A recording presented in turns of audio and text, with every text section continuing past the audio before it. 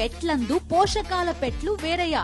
పూర్తి వివరాలకు చదవండి రేపటి సాక్షి దినపత్రిక. ఎన్ కన్వెన్షన్ కూల్చివేతపై హైకోర్టును ఆశ్రయించారు నాగార్జున. కేసు కోర్టులో ఉండగానే కూల్చివేయడం సరికాదన్నారు. స్టే ఆర్డర్ ఉన్నప్పటికీ కూల్చివేయడంపై హైకోర్టులో ఆయన పిటిషన్ వేశారు. దీనికి సంబంధించి మరింత సమాచారం మా ప్రతినిధి సాయి కిరణ్ అందిస్తారు. సాయి కిరణ్, ట్విట్టర్లో ఏదైతే నాగార్జున చెప్పారో కోర్టు దృష్టికి తీసుకెళ్తాం ఈ యొక్క అంశాన్ని పిటిషన్ వేస్తామన్నారు. సరిగ్గా అదే చేశారు నాగార్జున. స్టే ఆర్డర్ ఉన్నప్పటికీ కూడా కూల్చివేయడంపై కూడా హైకోర్టులో పిటిషన్ దాఖలు చేసినట్టు తెలుస్తుంది. నాగార్జున, అప్డేట్స్ ఏంటి? పిటిషన్లో ఏం పేర్కొన్నారు?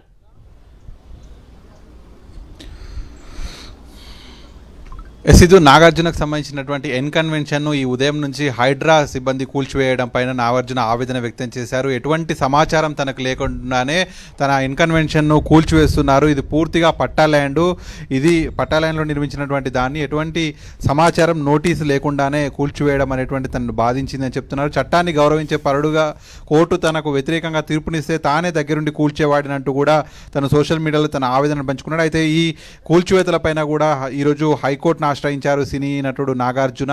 గతంలో కూడా ఈ కూల్చివేతలకు సంబంధించి అక్రమ నోటీస్ ఇచ్చారు. ఆ నోటీసుకు హైకోర్టుకు వెళ్తే హైకోర్టు స్టే ఇచ్చిందంటూ కూడా తను సోషల్ మీడియాలో పంచుకున్నాడు. సో తాజాగా కూడా తను మళ్ళీ హైకోర్టును ఆశ్రయించాడు. ఎందుకంటే మనం చూస్తున్నటువంటి ఏదైతే ఈ ల్యాండ్ ఉందో ఇదంతా కూడా షేర్లింగంపల్లి మండలంలోని కానామేట్ విలేజ్లో ఉన్నటువంటి ఈ ల్యాండ్ అంతా కూడా తమిడికుంట చెరువును ఆనుకొని ఉన్నటువంటి ల్యాండ్. అయితే ఈ ల్యాండ్ పూర్తిగా FTLలో ఈ నాగార్జున ఈ ఎన్ కన్వెన్షన్ నిర్మించారని చెప్పి సినీ ఆటోగ్రఫీ మంత్రి కోమటిరెడ్డి వెంకటరెడ్డి ప్రభుత్వానికి హైడ్రాకు ఫిర్యాదు చేయడం, ఆ వెంటనే 2 రోజుల్లోనే యాక్షన్లోకి దిగి దాన్ని మొత్తం పూర్తిగా సమూలంగా నేలమట్టడం చేయడం ఇదంతా కూడా జరిగిపోయింది. అయితే ఈ చెరువు చుట్టూ ఉన్నటువంటి మిగతా నిర్మాణాలు, కొన్ని కమర్షియల్ షెడ్స్ ఇవన్నీ ఏవైతే నిర్మించారో వాటన్నింటినీ కూడా ప్రస్తుతం కూలుస్తున్నారు. అయితే ఈ ఉదయం 6 గంటలకు ఈ కూల్చివేతలు ప్రారంభించారు. ఎన్ కన్వెన్షన్ మధ్యాహ్నం కావస్తుంది పూర్తిగా నేలమట్టం చేశారు. ప్రస్తుతం ఏదైతే కింద భూమిని కూడా కొంత తవ్వుతున్నారు. అంటే నిర్మాణానికి సంబంధించి ఎక్కడ కూడా ఆనవాళ్ళు లేకుండా పూర్తిగా కూల్చివేసే ప్రయత్నం చేస్తున్నారు. మొత్తం పోలీస్ సిబ్బంది ఇదంతా కూడా ఉన్నారు. అయితే ఈ మొత్తం కూల్చివేతల పైన సినీ నటుడు నాగార్జున ఆవేదన వ్యక్తం చేశారు. తనని ఒక కబ్జాదారుడుగా,